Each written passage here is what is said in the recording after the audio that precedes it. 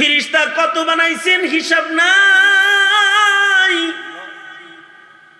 আল্লাহর সৃষ্টি কত ফিরিস্তা আছে।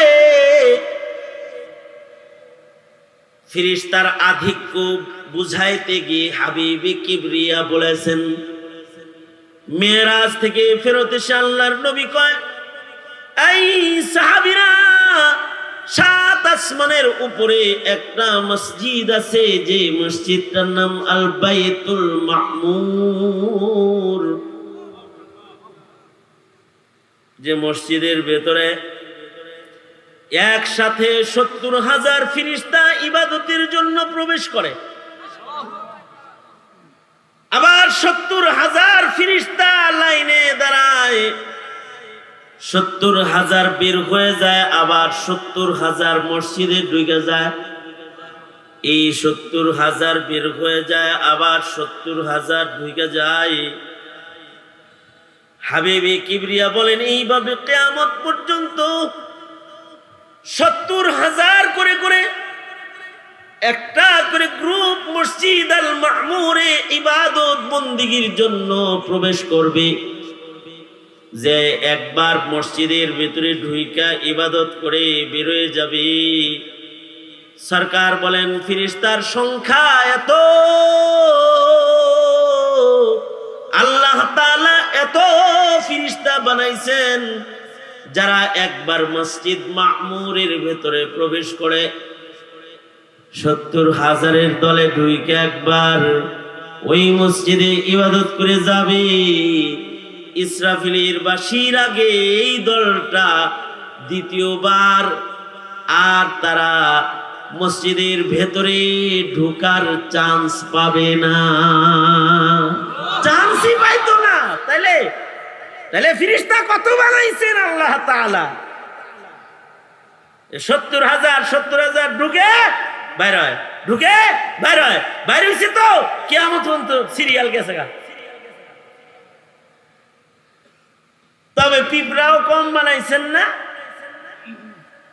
প্রাণী বিশেষজ্ঞরা কয় পিঁপড়ার সংখ্যা অনেক। যেটা ঘরের ভিতরে সবচেয়ে বেশি থাকে, আপনার ঘরে আমার ঘরে চিপা চাপায় গর্তে কোনো জায়গায়। আচ্ছা, এইটার যদি আওয়াজ বেশি হয়, তাই কি ঘরে ঘুমানোর কোনো কায়দা আছে?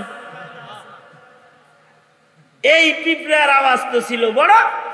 নবী সুলাইমান পিপিলিকাদের কথার আওয়াজও শুনছেন। কথা কইতেছে, এত জোরে কথা কয় যে শোনা যায়। কইতেছে ডুক ডুক ডুক ডুক ডুক, আইলো পায়ের বাড়ি খায় মরে যাবো। সুলাইমান আলাইহিস সালাতু ওয়াস সালাম এই পিপিলিকাদের জন্য দোয়া করলেন, আল্লাহ এগুলো বানাইছো সংখ্যায় বেশি, আওয়াজও দিছো জেনজি পোকার মতো বড়, এ জ্বালায় ঘরে থাকুন যায় না, আওয়াজটারে ছোট বানাইয়া দাও। দোয়া করছে, গেছে শেষে। নবীর দোয়া না, আওয়াজ হয় না। আপনার আমার এখান দিয়ে ঘুরে আওয়াজ হয় না, পায়ের আওয়াজও নাই, শ্বাসের আওয়াজও নাই, কোন আওয়াজও নাই, ঘুরবো এই দিক দিয়ে, টের পাইতাম না। তবে বাহারহাল এই পিঁপড়ার লগেও সুলাইমান নবী কথা বলতেন। এটা পয়গম্বর সুলাইমানের মুজিজা। নবী সুলাইমানের এটিও একটি মুজিজা যে তিনি পাখির লগে কথা বলতেন, পাখির কথা বুঝতেন। সুলাইমান আলাইহিস সালাতু ওয়াস সালাম একদিন গাছতলা দিয়ে হেঁটে যাইতেছেন,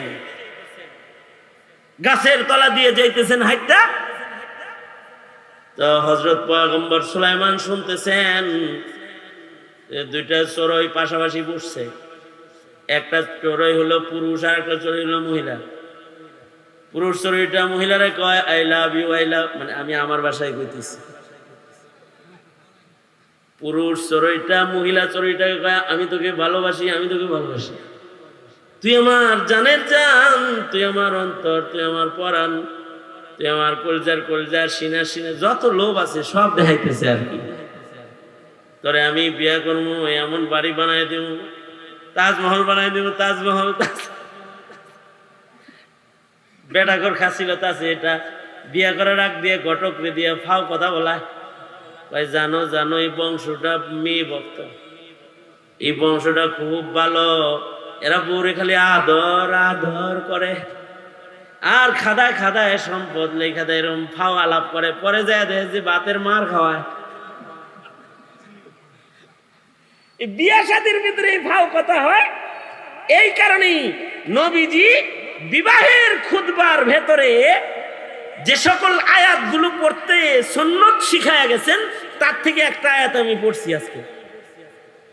ফাও কথা ছাড়ো, শক্ত কথা ছাড়ো, কিদা কিদা ছাড়ো, সুজা সুজা বলো, সত্য সত্য বলো, মিথ্যাচার ছাড়ো, বাঁকা তেরা কথা ছাড়ো, কথা ভালো বানাও যদি আল্লাহর ভয়ে ভীত হও।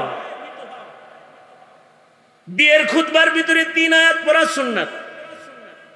একটা হলো সূরা নিসার ওই আয়াত, ইয়া আইয়ুহান নাসু তাকু রাব্বাকুমুল্লাযী খালাকাকুম মিন নাফসিন ওয়াহিদা ওয়া বাসসা মিনহুমা রিজালান কাসীরান ওয়া নিসা। আর একটা আয়াত হলো ইয়া আইয়ুহাল্লাযীনা আমানুত্তাকুল্লাহ, ইয়া আইয়ুহাল্লাযীনা আমানুত্তাকুল্লাহা হাক্কা তুকাতিহি ওয়া লা তামুতুন্না ইল্লা ওয়া আনতুম মুসলিমুন। আর একটা আয়াত হলো ইয়া আইয়ুহান নাসুত্তাকু, ইয়া আইয়ুহান নাসুত্তাকুল্লাহ, ইয়া আইয়ুহাল্লাযীনা আমানুত্তাকুল্লাহ, ইয়া আইয়ুহাল্লাযীনা আমানুত্তাকুল্লাহা ওয়া কুলু কাওলান সাদীদা ইউসলিহ লাকুম আ'মালাকুম, ইউসলিহ লাকুম আ'মালাকুম ওয়া ইয়াগফির লাকুম যুনুবাকুম ومن يطع الله ورسوله فقد فاز، ومن يطع الله ورسوله فقد فاز فوزا عظيما। বিয়ের ভিতরে এই আয়াত পড়া হয়, উদ্দেশ্য কি? এই বিয়ের স্টার্টিংটা বাজে কথা দিয়ে করবি না, ফাউকা আলাপ দিয়া করবি না, কথাবার্তা যা কবি ভালো ভালো কবি। তোদের যে স্বামী স্ত্রীর বন্ধনটা, ইশারা হলো এইদিকে যে তোদের স্বামী স্ত্রীর বন্ধনটা এইটা কোনো রক্তের বন্ধন না, এটা একটা কথার বন্ধন। ছেলের বাড়ি দিনাজপুর, মেয়ের বাড়ি চিটাগাং, দুইজনে বিয়ে হয়ে গেছে কাজী অফিসে। কি দিয়া? রক্তের বন্ধন দিয়া না, কথা দিয়া। ও কইছে আমি রাজি, ও কয় আমিও রাজি, কাজী কয় মিয়া বিবি রাজি, তো কিয়া করেগা কাজী। বাস, এই দুইজনে রাজি হইছে আর বিয়ে হয়ে গেছে, কথার মাধ্যমে বিয়া। হ্যাঁ, আমার বাসার পাশে এক ছেলে এই কালা মার্কা একটা করতে লই আইছে, পাকিস্তান মার্কা, ও অনেক দূরে থাকছে। তাই আমি বললাম ভাতিজা এই কাম কেমনে করলা? কয় মিস কল। তার মানে আঙ্কেল ওই মিস কল একটা ঢুকছিল, গলার আওয়াজ খুব চিকন চিকন, শুনে তো পাগল হয়ে গেছি গা। এবার খালি আলাপ করি কথায় কথায়, তো মুখ দিয়া কইছি, দিলের ভিতরে গাইতে গেছে। এবার আমাদের ভেতরে মুহাব্বত পয়দা হয়ে গেছে। এই বেটি বড় চালাক, এ আমারে দেখা করে না, আমি তো এরে দেখতে অস্থির হয়ে গেছি। এবার কয় না, আগে মোবাইলেই বিয়াও, এমনি দেখা দেওয়া না যাইস। পরে শুনছি মোটামুটি বিয়া মোবাইলে করেই ফেলাইছে। তারপরেও কাজী অফিসে আসছে, যেদিন আইছে হুজুর ওই দিন এত সুন্দর মেকআপ করে আইছে, আমি তো মনে করছি ওইটাই আসল কালার। দেখা যায় পছন্দ কিছুটা হইল, বিয়ে করলাম, বাইত লয়ে গেলাম, ভালোই রইলাম, খালার বাড়িতে যায় লুকায় থাকলাম 12টাও দিয়া। কিন্তু যখনই গোসলটা করছে হুজুর, পরে দেখি সাড়ে সর্বনাশ করছি, খালি সর্বনাশ। এইরকম কাম করছি যে তো একটা আস্থা, কালামার্কা বিয়ে করছি। এটা এখন কি হইলো? থাক, কথার কাছে পড়ে গেছি, কি আর করার, কয়দিন আর বাঁচুম। আসুন, কথায় তো একটা সম্পর্ক হয়, স্বামী স্ত্রীর বন্ধন, এটা কথা দিয়া হয়, কথা দিয়া, রক্ত দিয়া না। কবুল কবুল।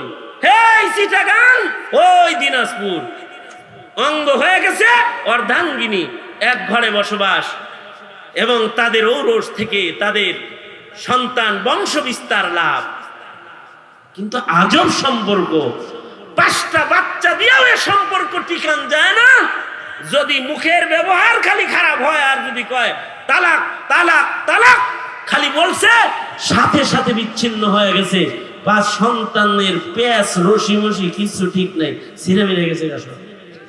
মোগাল্লা যা কথার সম্পর্ক, সম্পর্কটা ব্লাডের না, সম্পর্কটা মুখের। যে সম্পর্কটা মুখের, ওই সম্পর্কের খুতবার ভেতরে আল্লাহ তাআলা মুখ কন্ট্রোলের আয়াত যেটা কোরআনে নাজিল করছে, আল্লাহর রাসূল বলে বিয়ার খুতবায় এই আয়াতখানে এনে পড়ো। এই কারণে বিবাহের খুতবায় এই আয়াত পড়া হয়। ইয়া আইয়ুহাল্লাযীনা আমানুত্তাকুল্লাহা ওয়া কুলু কাওলান সাদীদা يصلح لكم أعمالكم ويغفر لكم ذنوبكم। আল্লাহ তাআলা বলেন, এই ঈমানদারেরা আল্লাহকে ভয় করো আর মুখ ঠিক করো। মুখ মুখ মুখ জবান ঠিক বানাও, কথোপকথন ভালো বানাও। যদি তোমাদের কথা ভালো হয়ে যাবে, তাহলে তোমাদের কাজ ভালো হয়ে যাবে।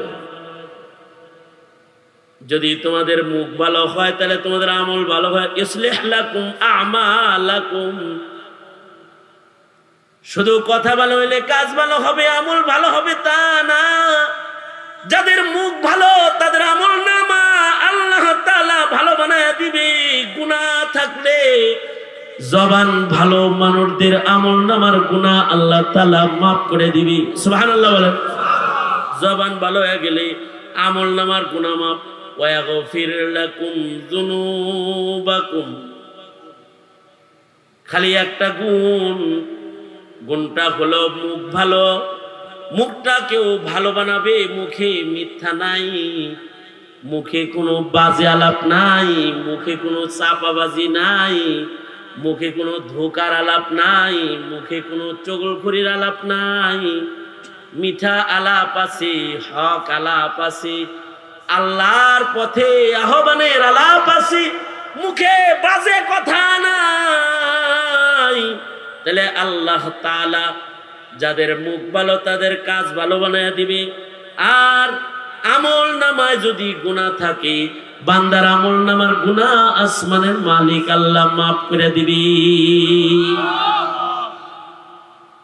কিন্তু যদি বাজে কথা শুরু হয়ে যায়, তাহলে মুহাব্বত নষ্ট হয়ে যায়। কাউরে যদি বলে ভাই আপনার আমি ভালোবাসি, তো মুহাব্বত হয়ে যায়। আর যদি কও শালা দুলাভাই, দুলাভাই করলে আবার খাতির, শালা খাতির ভাঙ্গে যায়। মুখের কথা শালা গালি হয়ে যায়, আর দুলাভাই মালা হয়ে যায়। মানে দুলাভাই তো ডাক দেয় না, লাগে দিন আর একটা বোন দিয়েছে এর কাছে, এরকম একটু অফার মার্কা ডাকতো। লাগে দিন যে সে একটা আর একটা বিয়ে করছে, একটা আত্মীয় হয়েছে, অফারের ডাকতো কাজ মানে হ্যাঁ শালা কি কও কি কও কি লাগবে। আর যদি কয় তার মানে এতে এমন ডাক দিছে নিব, হ্যাঁ দূরে যা। মুখ দিয়া বলছে, এতটুকু আত্মীয়তার ডাকেরও নেক আসর আছে, বদ আসর আছে। এ কারণে কোন সম্পর্কের শুরুতে মিথ্যাচার করতে নাই। তো সুলাইমান নবী বলে কি, পাখিকে অফার করতেছে, মানে পুরুষ পাখি মহিলা পাখিকে বলতেছে আমি তোমাকে ভালোবাসি, তোমার জন্য আমি জান, তোমার জন্য অনেক কিছু আমি করতে পারি, তুমি আমার বিয়ায় রাজি হয়ে যাও। পাখির বিয়ার অফার দিতেছে আর কি, বিয়ার প্রস্তাব দিতে যায়। পাখি বলতেছে আই চড়ই, মহিলা চড়াইরে কয়, এই তুমি যদি আমার লগে বিয়ে বসো তাহলে আমি তোমার জন্য কি করব জানো? বাইতুল মাকদাসের মিনারার একেবারে উপরে ওই যে সাদা জায়গাটা যেটা দেখা যায়, ওই জায়গায় আমি তোমার জন্য একটা বাড়ি বানাবো।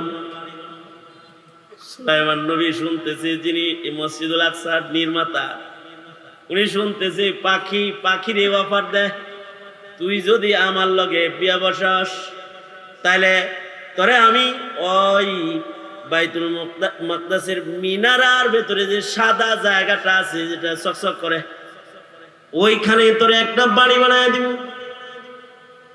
মসজিদের ভেতরে সব পাখির বাড়ি বানানোর সুযোগ নাই, মসজিদের ভিতরে কারোর বাড়ি বানানো জায়েজ নাই, না ইনসান না কোনো মাখলুক, কোনো পাখির বাসা মসজিদে বানানো জায়েজ নাই, রাখা জায়েজ নাই। কোনো পাখি যদি বানায় তাহলে বাসা ভাঙ্গে দিতে হয়। হ্যাঁ, তবে ফিকহি একটা মাসআলা আছে, মসজিদের ভিতরে যদি কবুতর বাসা বানায় তাহলে ফকিহরা বলে কবুতরের বাসা ভাঙবা না, কারণ ওরা আশিকে রাসূলের কাফের, ওদের বাসা ভাঙবা না। কবুতর মসজিদে বাড়ি বানাইলে কবুতরের বাড়ি ভাঙ্গা দেওয়া নিষেধ। মসজিদের মিনারায় যদি কবুতর বাসা বানায় তারা দেওয়া নিষেধ। যে কোনো পাখি বাসা বানাইলে তারা দেওয়া যাবে, কিন্তু ফকিহরা বলে কবুতর বাসা বানাইলে তারাই মানা, কারণ ওরা ওই কাফেলার সদস্য। হাবিবি কিবরিয়া মুহাম্মাদুর রাসূলুল্লাহ সাল্লাল্লাহু আলাইহি ওয়াসাল্লাম হিজরত করে যখন মায়ের ভূমি ছেড়ে মদিনায় চলে যায়, নবী যখন গারে সরে আশ্রয় নিছেন, যখন কাফেররা পায়ের চিহ্ন দেখে দেখে নবীকে বের করে ফেলেছে, একেবারে গুহা পর্যন্ত চলে গেছে, এবার নিচের দিকে তাকাইলি সরকারকে দেখবে। আবু বকর কান্দে আর কয়, রাসূল গো আয়া পড়ছে আমরা দুইজন। আল্লাহর রাসূল বলে, না না আবু বকর চিন্তা করো না, চিন্তা করো না, আমরা দুইজন না, খবর আছে, আল্লাহ সংবাদ পাঠাইছে নিরাপত্তা দিবেন তিনি, আমরা দুইজন নই, আমাদের সাথে আর একজন আছে, তিনি হলেন আল্লাহ। ইন্নাল্লাহা মা'ানা, আমাদের সাথে মাইয়াত আর একজনের আছে, আমরা আর একজনের সাথে আছি, তিনি আমাদের মালিক আল্লাহ। এরকম কঠিন পরিস্থিতি যখন পয়গম্বরের উপর দিয়ে চলেছে, ওই সময় যে প্রাণীটা তার পাখাটাকে মেলে ধরেছে সে হলো কবুতর। গুহার মুখে ডিম পেড়ে নিজের পাখনাটাকে মেলে দিয়ে গুহার মুখটাকে বন্ধ করার চেষ্টা করতেছে।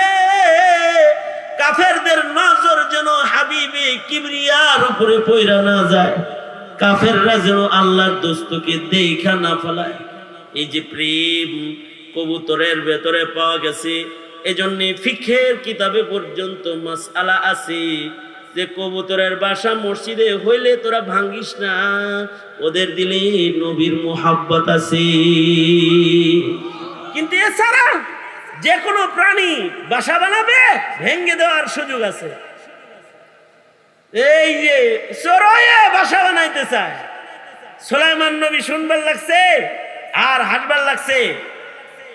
সুলাইমান নবী তো আল্লামনাহু মানতিকাত তায়র, সুলাইমানকে তো আল্লাহ তাআলা পাখির ভাষাও শিক্ষা দিয়েছিলেন।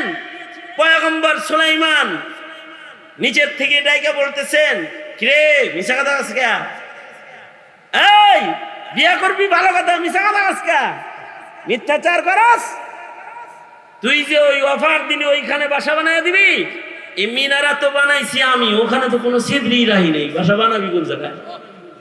হুদাই হুদাই অফার দিতেছস, এরকম মিথ্যাচার করবি না। পশু যেমন আর এক পশুকে এরকম বলে, কথা বলার সময় মানুষ কথা বলার সময় এরকমটি করে বলে। এ কারণে আল্লাহ তাআলা বলছেন, এই ঈমানদারেরা আল্লাহকে ভয় করো আর কথা বলার সময় সাবধানতা অবলম্বন করো। এটা একটা নসিহা। যেহেতু আমরা কথোপকথনকারী প্রাণী, আমাদের জবানে ভাষা আছে, আমাদের মুখে কথা আছে, তো আমরা আমাদের কথার অপব্যবহার করব না। এটা আল্লাহর কাছে নিকৃষ্ট। কথা যাদের সুন্দর, তাকওয়া তাদের সুন্দর। কথা যাদের খারাপ, তাকওয়া তাদের খারাপ। ঠিক কি না? কথা যাদের খারাপ, তাকওয়া তাদের খারাপ। এই খারাপ কথোপকথন করতে মানা। ইয়া আইয়ুহাল্লাযীনা আমানুত্তাকুল্লাহ ওয়া কুলু কাওলান সাদীদা। আল্লাহ তাআলা নির্দেশ করতেছেন, আল্লাহকে ডরো, সুন্দর কথা বলো, মিষ্টি কথা বলো, ভালো কথা বলো। সাবধান, কড়া কথা ছেড়ে দাও, গালিগালাজ ছেড়ে দাও, বাজে কথা ছেড়ে দাও, মিথ্যা কথা ছেড়ে দাও। লাভ কি? ইউসলিহ লাকুম আমালাকুম। কথা ভালো হইলে কাজ ভালো হয়ে যাবে। এই কারণে সমাজে যদি ভালো কথা হয়, ওয়াজ কি খারাপ কথা না ভালো কথা? সমাজে যখন ওয়াজ নসিহত হয় তো মানুষের আমল ভালো হয়ে যায়। সমাজে যদি ফিস্ক ফুজুরি ছড়ায় যায় তো মানুষের আমল নষ্ট হয়ে যায়। সমাজে যখন বাজে কথার প্রচলন হয়ে যায়, মানুষের ভিতরে বাজে স্বভাব আইসা যায়। আর সমাজে যদি সুকথার প্রচলন হয়ে যায়, মানুষের স্বভাব সুন্দর হয়ে যায়, খাসলাত ভালো হয়ে যায়। তাহলে এই যে সুকথা, ভালো কথা, এটা তাকওয়া, মুত্তাকি বান্দার একটা গুণ। মুত্তাকির জবান ভালো হবে। আজ থেকে ভালো কথা বলবো, ভালো কথা শুনবো ইনশাআল্লাহ। এটা হলো 3 কথার 2 নম্বর কথা। ওয়াদা করেন, বলেন ইয়া আল্লাহ। এই আওয়াজ করে কও যুবকরা, ইয়া আল্লাহ, ওয়াদা করিতেছি মিথ্যা বলিব না, গীবত করিব না, চগলখুরি করিব না। মিথ্যা বলবো না, ফেসবুকে লিখবা। কই গাইলাম না, লেখবাম। গালি দিব না, লেখমু, লেখবা। এই বাজে পোস্ট দিবা, আল্লাহ কবুল করো। আমিন বলেন। চিল্লায় আওয়াজ করে জোরে করে বলেন আমিন। আরো জোরে করে বলেন আমিন। আয়াতের আরেকটি 3 নম্বর নসিহত হলো, আমরা তো মুসলমান, তাই না? মুসলমানের একটা কালার আছে। মুসলমানের কালার হলো আল্লাহ আল্লাহর রাসূলের ইত্তিবার কালার, অর্থাৎ সুন্নতের কালার। আল্লাহ তাআলা বলছেন, আমাদের ভেতরে যদি সুন্নাত পাওয়া যায় তাহলে আমাদেরকে আল্লাহ তাআলা ফাউজে আযীম দান করবেন। উদাহরণ, বেশি সুন্নত লাগে না। একটা সুন্নত যদি কারোর ভেতরে দায়মি পাওয়া যায় তাও তার লাভ হয়। যেমন আল্লাহর রাসূল মেরাজে গেছেন, মেরাজ থেকে এসে বেলালকে বললেন, বেলাল কি আমল করো যে ফরশের মানুষ আরশে লাগা? জান্নাতের ভিতরে তোমার খরমের আওয়াজ। কি কাম করো, কি কাম? বেলাল বলে, একটা সুন্নত কাজ জানাই, এটা সারি না। কি সুন্নত? তাহিয়াতুল ওযু, নামাজ। বেলাল বলে, বা ওযু থাকি, যখনই ওযু চলে যায় ওযু বানাই, আর যখনই ওযু বানাই তখন 2 রাকাত তাহিয়াতুল ওযু নামাজ আমি বেলাল আদায় করি। এই যে 2 রাকাত সুন্নতের হিফাজত বেলালের ভেতরে দায়মি। আল্লাহর রাসূল বলে, তোমার এই সুন্নাতটাকে পছন্দ করে আল্লাহ তোমাকে ওই ফাউজে আযীম দান করেছে। ফরশের আরশে গেছো গা, জান্নাতের ভেতরে তোমার পায়ের আওয়াজ চলে গেছে গা। ওই কথাটাই আল্লাহ আল্লাহর কালামে বলেন, ওয়া মাই ইউতিইল্লাহ, আল্লাহর ইতাআত যারা করবে, ওয়া রাসূলা, ওয়া মাই ইউতিইল্লাহ ওয়া রাসূলাহু ফাকাদ ফাজ ফাওজান আযীমা। মানুষের ভেতরে যাদের ভেতরে সুন্নতের রং পাওয়া যাবে, সুন্নতের কালার পাওয়া যাবে, তাদের ফাউজে আজিম দান করবে কি? জোরে আওয়াজ করে বলেন কি? তাহলে কমাস কম কিছু সুন্নত দায়মি বানান, টুপিটা দায়মি বানান। বাথরুমে যাবেন, মাথায় টুপিটা থাক না, অসুবিধা কি? খানা খাইতেছেন, মাথায় টুপিটা থাক না, অসুবিধা কি? খালি মসজিদে যাওয়ার সময় পকেটে বাইর করেন, নামাজ পড়ে আবার ঢুকেন, টুপি তো দায়মি সুন্নাত। পাঞ্জাবিটা পরেন না, দাড়িটা একটু রাখেন না। একটা সুন্নত যদি আল্লাহর কাছে কবুল হয়, তাহলে ওই একটা সুন্নতের কারণেও মাগফিরাত আসতে পারে, ফাউজে আজিম আল্লাহ তাআলা দিতে পারে। তাহলে আমাদের জীবনে কিছু সুন্নতকে দায়মি বানাবো ইনশাআল্লাহ, বলেন। ফরজি যার দায়মি নাই, তো সুন্নত দায়মি হইব কোত্থেকে? ওয়াজ শুনি কিন্তু নামাজ পড়ি না। যার নামাজই নাই তার দায়মি সুন্নত আইব কোত্থেকে? তো ফরজ তো দায়মি আদায় করবই, কিছু দায়মি সুন্নাহ আমলকে নিজেদের জিন্দেগিতে বাস্তবায়ন করব ইনশাআল্লাহ, বলেন। কয়টা নসিহত করলাম? সবাই ইস্তিগফার। আস্তাগফিরুল্লাহ রাব্বি মিন কুল্লি যামবি ওয়া আতুবু ইলাইহি লা হাওলা ওয়ালা কুওয়াতা ইল্লা বিল্লাহিল আলিয়্যিল আযীম।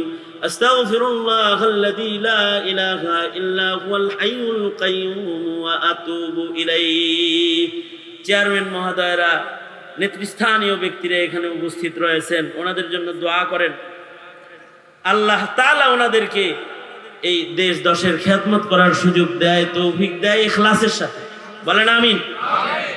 নেক হায়াত দেয়, সুস্থ রাখে, ইনসাফের সাথে এলাকার মানুষের খেদমত করতে পারে। আমিন। ভালো করে কোন, ভালো করে কোন, আমিন। ভালো করে কোন। দোয়া করেন ওনাদের জন্য। দোয়া আমি চাইয়া দিলাম। বিশেষভাবে চেয়ারম্যান সাহেবের কাছে আর একটা আমানত হলো, আপনার বন্ধুই তো এই যে মাদ্রাসা করছে, এইদিকে খেয়াল রাখবেন ইনশাআল্লাহ। আলহামদুলিল্লাহ, মামুন নামে প্রতিষ্ঠান, খেয়াল রাখতেই হবে। আরো যারা আছেন আপনারাও খেয়াল রাখবেন ইনশাআল্লাহ, ইনশাআল্লাহ। আলহামদুলিল্লাহি রাব্বিল আলামিন ওয়াসসালাতু ওয়াসসালামু আলা সাইয়্যিদিল আমবিয়া ওয়াল মুরসালিন মুহাম্মাদিন ওয়া আলা আলিহি ওয়া আসহাবিহি আজমাইন। ফেলিয়ে না দিও মাওলা, ফেলিয়ে না দিও, ফেলিয়ে না দিও মোদের, ফেলিয়ে না দিও। গুনাহ যত করেছি আমরা ক্ষমা তুমি করিও। বান্দা আছে বন্দিগি নাই, শেষ করেছি জিন্দেগি, আখিরাতের বিচার দিনে পাপীদের উপায় কি? রহমান রহিম নামে নিয়েছি আল্লাহ, তোমায় মানিয়া কেমন করে আমাদের তুমি জাহান্নামে ফেলিবা? মাফ করে দাও আল্লাহ, মাফ করে দাও। গুনাহ যত করেছি আমরা ক্ষমা তুমি দাও। রব্বুল আলামিন মাদ্রাসার মাহফিল,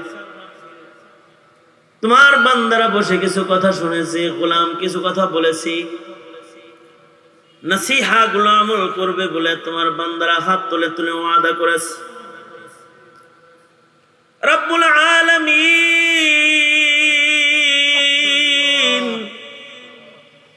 ওগো আল্লাহ, ভিক্ষুকের মতো গভীর রাতে দুটি হাত বাড়ায় ধরেছি, জিন্দেগীর সব গুনাহের জন্য অনুতপ্ত লজ্জিত হয়ে তোমার কাছে মাপ চাই। ওরে মালিক, মেহেরবানি করে আমাদের জিন্দেগীর সব গুনাহ তুমি মাফ করে দাও আল্লাহ। ইয়া আল্লাহ রব্বুল আলামিন, কার কি হাজাত, কার কি জরুরত তুমি জানো, সবার নেক আশা পূরণ করে দাও। ইয়া আল্লাহ অভাবীর অভাব দূর করে দাও, ঋণগ্রস্তকে ঋণ মুক্ত করে দাও রব্বুল আলামিন। ইয়া আল্লাহ আয় রব্বি কারীম, দূর দারাজ থেকে সফর করে যারা এসেছে কদম কদম নেক দিয়ে ঘরে ফিরায় দাও। আল্লাহ আমরা যারা বসেছি আল্লাহ আমাদেরকে তুমি তোমার পেয়ারা বান্দা হিসেবে গ্রহণ করে নাও। ওগো আল্লাহ, উলামা হযরত যারা তাদের ইজ্জত বাড়ায়া দাও। আল্লাহ মাজলুমদের জিন্দানখানা থেকে মুক্ত করে দাও। আল্লাহ বন্দীদেরকে বন্দিশালা থেকে মুক্তি দাও, মজলুমদেরকে রেহাই দাও। সারা দুনিয়ার মজলুমিনদের উপরে তুমি তোমার রহম পাঠায় দাও আল্লাহ রব্বুল আলামিন। ইয়া আল্লাহ, যারা হাত তুলেছি জানি না কার মা নাই কার বাপ নাই, আল্লাহ যাদের পিতামাতা কবর জগতে চলে গেছে, আল্লাহ তাদের মা বাবার কবরগুলা জান্নাতের বাগান বানায় দাও। যাদের পিতামাতা আছে হায়াত বাড়ায় দাও, বেশি বেশি করে খেদমত করাও রব্বুল আলামিন।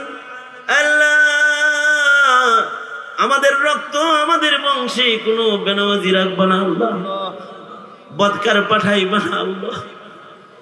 ইয়া আল্লাহ, আমাদের বংশের ভেতরে পাক জবান পাক আমলওয়ালা পাঠায় দিবা। কিয়ামত পর্যন্ত নেক সিলসিলা আমাদের রক্তে জারি রাখিও আল্লাহ। বারবার বাইতুল্লাহ রওজার জিয়ারত নসিব করে দাও আল্লাহ।